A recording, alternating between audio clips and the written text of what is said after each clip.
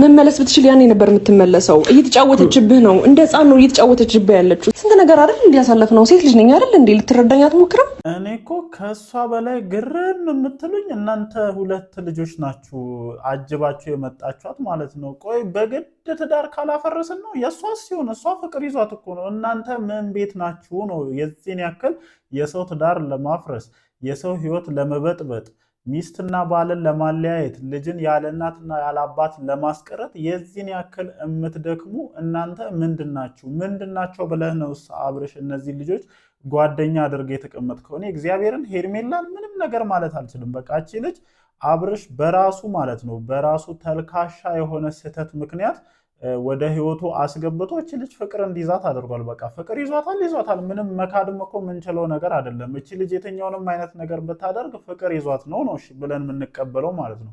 ትክክል አይደለም፣ አግባብ አይደለም። ይሄንን ነገር እስማማለሁ። ግን ደግሞ እናንተ ምንድናችሁ? እግዚአብሔር ምንድናችሁ?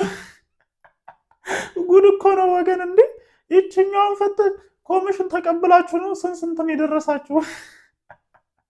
አረ ወገን፣ አረ ምንድነው ግን? እግዚአብሔርን በጣም እኮ በየዕለቱ የምንሰማቸው ጉዶች እኮ እየተባባሱ ነው እየመጡ ያሉትና በቃ ሚስትህን ፈተህ እኔን ካላገባህኝ የሚል ትውልድ ተፈጥሯል። እንግዲህ ወገን ለማንኛውም ምን ማሳዝንሽ ይቅርብ ሲሉኝ ሁሉንም ትች ያለች ለማንኛውም ግን ማለት ነው እኔ ግራ እያጋባችሁኝ ነው። እግዚአብሔርን ምንድን ነው ሀሳባችሁ? ምንድን ነው አላማችሁ? የፈለገ ነገር ብታደርገው ብትጎዳው ሚስቱ ናት፣ የልጁ እናት ናት። እናንተ ሲጀመር ምን ቤት ናችሁ? እንደዚህ አንድ ላይ ሰብሰብ ብላችሁ መታችሁ እቺን ፈተህ እቺኛዋን ነው ማግባት ያለብህ ማለት ነው። እግዚአብሔርን እኔ አብርሽ የሆነማ አጀዝበዋል እኮ ግልጽ እኮ ነው አጀዝበዋል እንጂ እነዚህ ልጆች የመጡበት አመጣጥ ማለት ነው እንደዚህ ገጀራ ይዘህ ማሯሯጡላ ነበር የነበረብህ። የሆነ በደንብ እንዳጀዘቡ ምናምን ያስታውቃል። አሁንም ቢሆን እኔ አንተ ላይ ያለኝ ኮንፊደንስ ወይም አንተ ላይ ያለኝ እምነት ሙሉ ለሙሉ አይደለም። በቃ የሆነ አለ አይደለ እኔ የሆነ ተገደ ወደ ሩታ እየተመለስክ እንደሆነ ነው ሁኔታዎች የሚያሳዩትም የሚያስታውቁትም ማለት ነው። ምን ባላለው ከሚል ነገር የተነሳ ይሁን ለእሷም ፊት እየሰጣት እሷም ደጋግማ ወደ አንተ እንድትመጣ እያደረጋት ያለው ቆፍጠን ብላ ከእሷ ጋር መቀጠል እንደማትችል ስላልነገርካት ነው። አሁን ራሱ እንደዛ አይነት ነገር ነው እያየን ያለ ነው። ነገ እቺ ልጅ ተመልሳ መጣ አብርሽዬ ከኔ ጋር ሁን ብትል አይፈረድባትም። ምክንያቱም ቆፍጠን ብለ ነው እኔ ባለትዳር ነኝ፣ እኔ የልጅ አባት ነኝ፣ ከህይወቴ ትወጫለሽ አትወጭም ነው ሌላ ነገር ውስጥ እንግባ ምናምን ብትላት ደጋግማ እንደዚህ ትመጣለች የሚል እሳቤ የለኝም። ግን እኔ በጣም ገርሞኛል። ከሷ ይልቅ የጀለሶቹ በጣም ነው የገረመኝ። እግዚአብሔርን እችኛው ፈታች ካላገባ እንዴ አረቢያንስ ወልዳለታለች። አረቢያንስ አቤል ብሩክ ስንት ነገር ከዚህ ልጅ ጋር አሳልፋችኋል። ኧረ እግዚአብሔርን ፍሩ እንዴ! ኧረ ጉድ እኮ ነው። ለማንኛውም በጣም ስለገረመኝ ነው። እና እንዴት ናችሁልኝ? ደህና መሻችሁልኝ? አማን ነው፣ አሽወይና ነው፣ ሰላም ነው። እንግዲህ ከመሸ በተለቀቀው ቪዲዮ ተመልሰን መተናል ማለት ነው። ምን ይፈጠር ይሁን ምን ይመጣ ይሁን የሚለው ነገር ብዙዎቻችንን እያነጋገረ ነው እና በጣም ይሆናል አይደለ ለመናገር ሁላ የሚከብዱ ነገሮችን ነው እያየን ያለ ነው እና እኔ በጣም ገርሞኛል። ብቻ የሆነ በዚህ ጉዳይ ላይ አሁን ምን ተብሎ ነው እስኪ አስተያየት የሚሰጠው ማለት ነው? ጓደኛ አድርገን ወደ ህይወታችን ያስገባናቸው ሰዎች የእኛን ህይወት ምስቅልቅሉን ለማውጣት የዚህን ያክል የሚጥሩ ከሆነ ማለት ነው እሺ እኔ እንደው ልቀበላችሁ እስኪ ያመጣችሁት ሀሳብ ትክክል ነው ብዬ ለመውሰድ ሩታ የዚህን ያክል ምን አይነት ክፉ ሴት ብትሆን ነው? በቃ አለ አይደለ ሰው እኮ ታዘበው እንደው ሚስትህ ክፉ ስለሆነች እቺ ትቅርብህና እቺ እኮ ይላል እንደው እሺ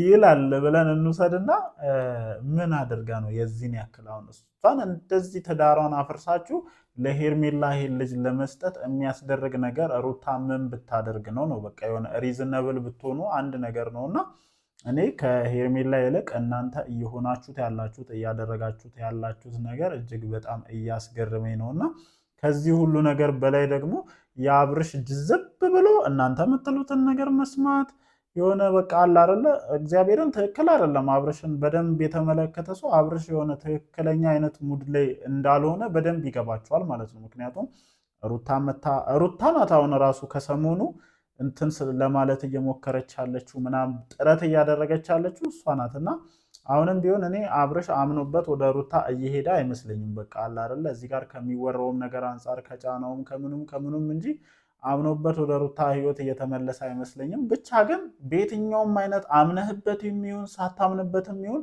አንዴ መርጠህ ወደህ ፈቅደህ የገባህበት ህይወት ነው። ትዳር ነው፣ ቀልድ አይደለም። በቃ የሆነ ሞክረህ ቼክ አድርገህ ልውጣ የምትልበት አይነት ህይወት አይደለም እና በቃ ታውቃለህ፣ ስሜትን መቆጣጠር መቻል አለብህ። በቃ ስሜትን መቆጣጠር መቻል አለብህ። ትዳር፣ ህይወት፣ ቤተሰብ ከስሜትም በላይ ነውና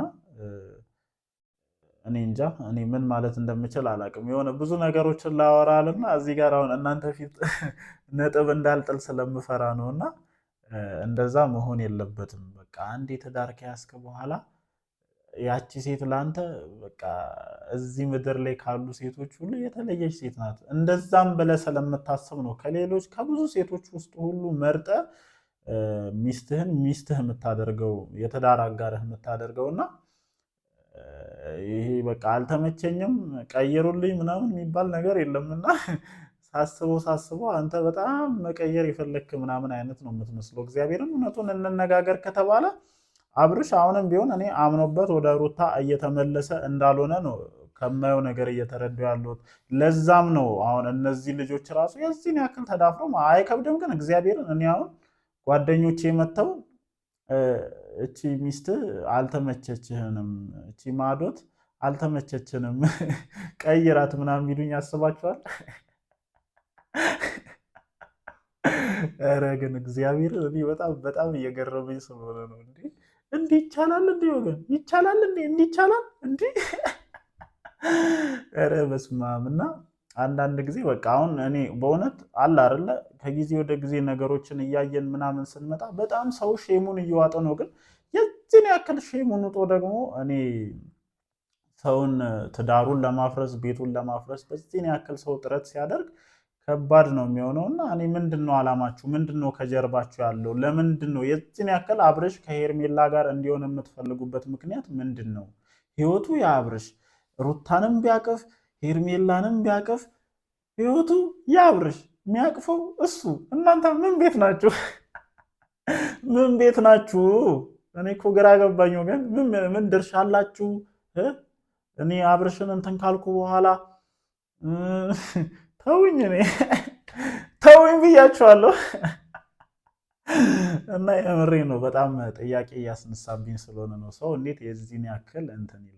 ከዛ ውጭ ሄርሜላ እኔ የራስሽን ከመጉዳት ውጭ እኔ በዚህ ነገር ትጠቀሚያለሽ፣ በዚህ ህይወት ተከብረሽ ትኖሪያለሽ የሚል ምንም አይነት እሳቤ የለኝም። እግዚአብሔርን አዎ ፍቅር ከባድ ነው፣ ልንቆጣጠረው የምንችለው አይነት ስሜት እንዳልሆነ እኮ እናውቃለን፣ ይገባናል። ግን ደግሞ የዚህን ያክል ሴት ልጅ ነች። ሴት ልጅ ከምንም እና ከምንም ነገር በላይ ክብሯን መጠበቅ አለብሽ። ይሄ እኮ ከአብርሽ ጋር እንትን ያልሽው ነገር ላይሳካልሽ ይችላል። ነገ እስኪ የትኛው ወንድ ነው አንቺን አምኖ ለህይወት ሊያጨሽ የሚችለው? ከባድ እኮ ነው። እግዚአብሔርን ይሄ የነገ ህይወትሽን እንደማበላሸት ጭምር ነው እንደኔ የምቆጥረውና እኔ እውነት ምን እያሰብሽ እንደሆነ ምንድን ነው አላማሽ? የምር አብርሽን ብቻ መውሰድ አይመስለኝም። እኔማ በቃ ተደራጅታችሁ ዝም ብዬ ሳይ ሄርሜላ ራሱ ፍቅሯ እያጠራጠረኝ ነው። ተደራጅታችሁ የእነዚህ ልጆች ህይወት ምስቅልቅል ለማውጣት ምናምን የመጣችሁ አይነት ነው እየመሰለኝ ያለውና አብርሽ ይህንን ነገር ሁሉ ብሎክ ማድረግ የምትችለው አንተ ነህ፣ ማስቆም የምትችለው አንተ ነህ።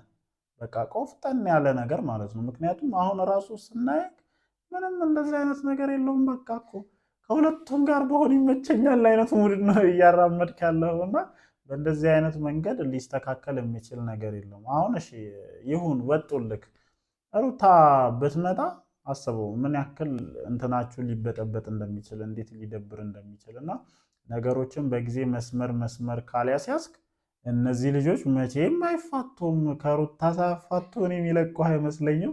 ለማንኛውም የታዘብኳቸው ያየኋቸው ነገሮች በጣም ገርመውኛል። ተገርሜም ነው ሀሳቤን የሰጠሁባቸው። እናንተስ ዛሬ በተለቀቀው ቪዲዮ ዙሪያ ምን ትላላችሁ? ኮመንት ሴክሽን ላይ ሀሳባችሁን አስፍሩልኝ። እወዳችኋለሁኝ። ነገ በምንሰማቸው አዳዲስ መረጃዎች እንግዲህ ተመልሰን እንመጣለን። ይመቻችሁ።